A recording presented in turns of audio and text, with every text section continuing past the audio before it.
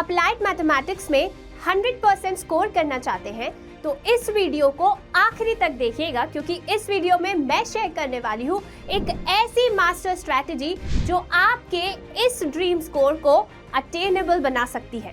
So welcome you all in class 11th x topic commerce और मैं हूँ आपकी अप्लाइड मैथ्स की एजुकेटर कोमल गैमलानी संतानी उर्फ आपकी अपनी केजीएस। तो फटाक से समझते हैं क्या है वो स्ट्रैटेजी जिसके अंतर्गत सबसे पहले आपको सिलेबस को समझना पड़ेगा। दैट मीन्स आपको अपने फ्रेंड्स और टीचर से कंफर्म करना पड़ेगा कि कौन कौन से चैप्टर्स हाफ ईयरली में आ रहे हैं। आई नो अभी बहुत सारे बच्चे 10th के लूप से बाहर ही नहीं निकल पाए हैं, 11th को बहुत कैजुअली ले रहे हैं, 12th में पढ़ लेंगे, 11th ही है। भाई अगर अभी तक सो रहे हो तो जाग जाओ, क्योंकि हाफ ईयरली एग्जाम्स आ चुके हैं। समझ रहे हो ना बात को? तो वो लिस्ट जो आपके मोबाइल में पीडीएफ फॉर्म में रखी हुई है उसे ओपन कीजिए और अपने डायरी में या फिर नोटबुक में पेन डाउन कीजिए, ताकि आपके माइंड को क्लियर रिटर्न टारगेट्स मिले और वो उनको अचीव करने में अपना फोकस दे सके। क्योंकि ओरल टारगेट्स के कंपैरिजन में रिटर्न टारगेट्स ज़्यादा अच्छे से समझ में आते हैं आपके माइंड को। तो एक चैप्टर्स की लिस्ट बनाने के बाद आपको उनको कैटेगराइज करना है 3 कैटेगरी में: स्ट्रॉन्ग चैप्टर्स, एवरेज चैप्टर्स और वीक चैप्टर्स। अब स्ट्रॉन्ग चैप्टर्स कौन है भाई? ये वो पक्के दोस्त हैं जो आपको एग्जाम में श्योर गारंटीड मार्क्स दिलाने वाले हैं। दैट मीन्स आपको इन चैप्टर्स के ऊपर ना बहुत ज़्यादा मेहनत नहीं करनी है। लाइक आपको उनके कॉन्सेप्ट्स बहुत अच्छे से पता है, आप उसकी अच्छी खासी प्रैक्टिस भी कर चुके हो, एंड कोई आपसे नींद में भी उन चैप्टर्स के क्वेश्चंस का डाउट पूछे तो आप उसको आंसर कर सकते हो। अगर ऐसे कुछ चैप्टर्स हैं आपकी लिस्ट में, so what you need is कि आप बस उसको रेगुलर बेसिस पर रिवाइज करो, ताकि एग्ज़ाम आने तक आप उसे भूल ना जाए। यार पक्के दोस्तों को भूला नहीं करते ना, तो उसी तरीके से इन चैप्टर को भूलो ना, इसीलिए आपको इन्हें रिवाइज करना 1 पेज और समरी नोट्स के थ्रू एटलीस्ट इज मैंडेटरी। उसके बाद बात करें एवरेज चैप्टर्स की, तो ये वो चैप्टर्स हैं जो थोड़े बहुत जाने पहचाने, मतलब आपको इनके थोड़े बहुत कॉन्सेप्ट्स आते हैं, हल्की फुल्की प्रैक्टिस भी आप कर चुके हो, बट बिल्कुल कॉन्फिडेंट नहीं हो। तो यहाँ पर आपको ये ज़रूरत है कि आप इनके कॉन्सेप्ट्स को पॉलिश करो और थोड़ी सी और इसकी प्रैक्टिस कर लो, ताकि ये वाले चैप्टर्स भी आपके पक्के दोस्त में कन्वर्ट हो जाए। ठीक है, फिर बात करते हैं वीक चैप्टर्स की, यानी वो चैप्टर्स हैं जो बिल्कुल आपके लिए स्ट्रेंजर्स की तरह हैं। आप इन्हें जानते ही नहीं हैं, क्या कुछ है इसमें आपको पता ही नहीं है। तो फिलहाल एग्जाम पॉइंट ऑफ व्यू के हिसाब से आपको इनके बेसिक्स पढ़ लेने चाहिए और इजी टू मॉडरेट लेवल के क्वेश्चंस प्रैक्टिस कर लेने चाहिए, सो दैट एग्जाम में जब इस चैप्टर के क्वेश्चंस आए तो वो आपसे बन जाए। इंस्टेड कि आप उस चैप्टर को पूरा छोड़ दो, एटलीस्ट उसके बेसिक्स या इजी टू मॉडरेट क्वेश्चंस तो करके जाओ।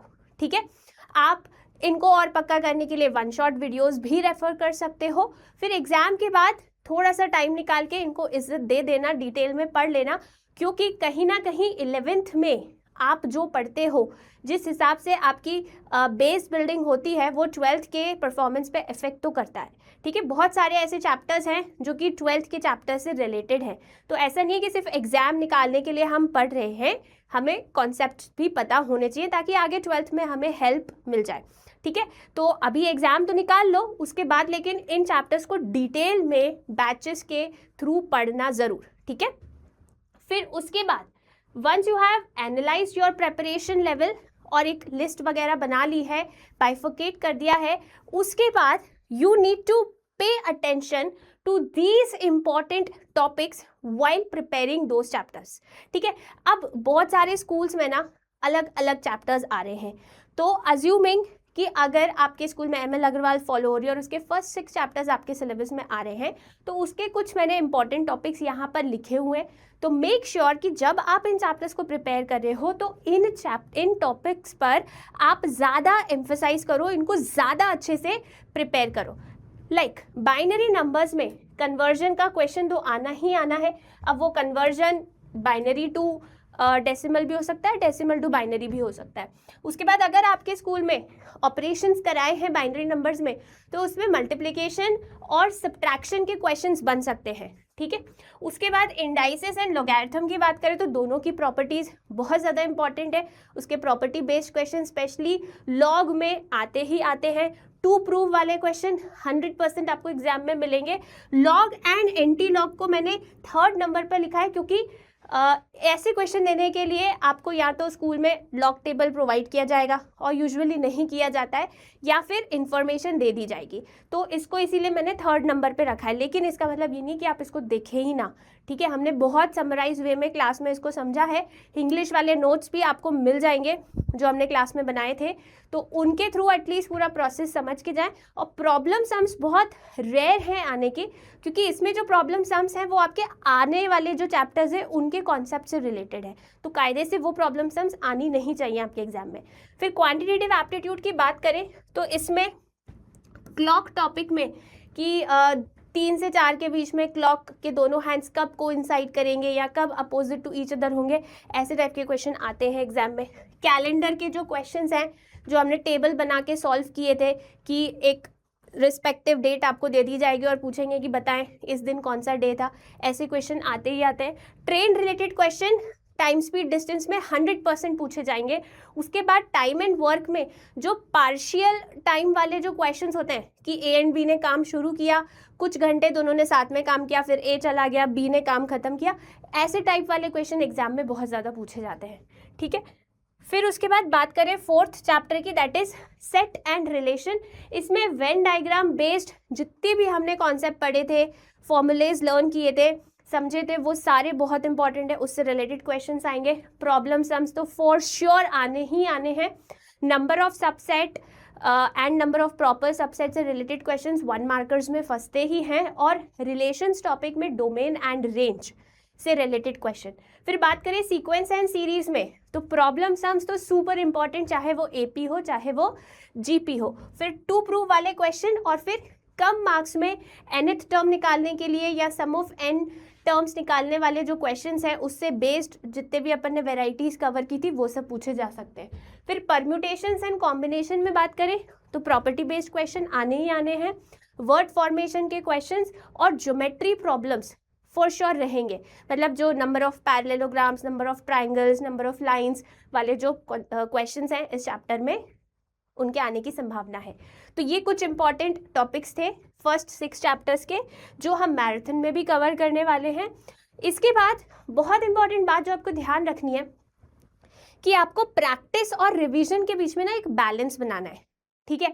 जब आप अपने एवरेज चैप्टर्स और वीक चैप्टर्स की प्रैक्टिस कर रहे हो तो मेक श्योर कि प्रैक्टिस करते समय उन क्वेश्चंस को आप एक अलग से मिस्टेक बुक नाम की बुक में ज़रूर रिकॉर्ड करके रख ले, लिख के रख ले उन क्वेश्चंस को जहां पर आप अटके हो, ठीक है। मतलब कोई क्वेश्चन है जो आपसे 1 गो में नहीं बना, या आपने सॉल्व कर लिया पर गलत कर लिया, या उस क्वेश्चन में कुछ तो एक ऐसा पॉइंट था जो बहुत ट्रिकी था, जो टीचर आपके एग्जाम में दे सकते हैं कुछ तूफानी करने के लिए, तो वो सब कुछ एक मिस्टेक बुक में भले रफली नोट कर लो। और इस मिस्टेक बुक को एग्जाम देने से पहले ओपन ज़रूर करके जाना, देख के ज़रूर जाना कि क्या कुछ तुमने मिस्टेक की थी। And I am telling you this is going to be highly useful for you. And the next thing कि जब आप प्रैक्टिस कर रहे हो उन चैप्टर्स को जो आपके एवरेज और वीक हैं, उस दौरान जो चैप्टर्स आपके पक्के दोस्त हैं उनको आपको 1 पेज समरी नोट्स के थ्रू रिवाइज करना भी ज़रूरी है, ताकि नए पढ़ने के चक्कर में पुराना ना खाली हो जाए, ठीक है। करे कराए पे पानी ना फेर जाए, सब कुछ बैलेंस्ड रखना बहुत बहुत ज़रूरी है। और लास्ट इंपॉर्टेंट बात, बिलीव इन योरसेल्फ। अगर एग्जाम में 8 चैप्टर्स आ रहे हैं और आपने 7 चैप्टर्स पढ़ लिए हैं, एक चैप्टर आपको नहीं आता है, तो उस एक के बारे में सोच सोच के 7 के ऊपर पानी नहीं फेरना है। Have faith on yourself, trust on yourself कि जितना मैंने पढ़ा है, मैंने 7 चैप्टर्स पढ़े तो मैं उसमें 100% लेकर आऊँगा। इस भरोसे के साथ, इस कॉन्फिडेंस के साथ जाओ, because you are much more stronger than you think. You are my Glucon D, right. So अपने ऊपर विश्वास रखो, मेहनत करो, सक्सेस तुम्हारी है। तो मिलते हैं हाफ ईयरली एग्जाम मैराथन्स में, जहां लीक होने वाले हैं आपके एग्जाम में आने वाले सुपर इंपॉर्टेंट क्वेश्चंस। सो आइएगा जरूर, इंतजार रहेगा आपका। Till then, take care of yourself, all the very best for your exams.